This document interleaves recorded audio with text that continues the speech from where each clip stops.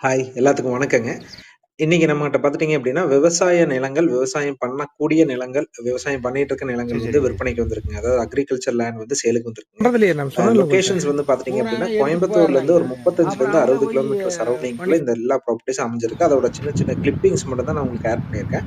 இதெல்லாம் பார்த்துட்டீங்க அப்படின்னா, அன்னூர் தாண்டி புளியம்பட்டி வரை புளியம்பட்டி சரவுண்டிங்குள்ள வர்றதும், இந்த பக்கம் எடுத்துட்டீங்க அப்படின்னா, உங்களுக்கு வந்து செஞ்சேரி மலை, செஞ்சேரி புத்தூருங்க.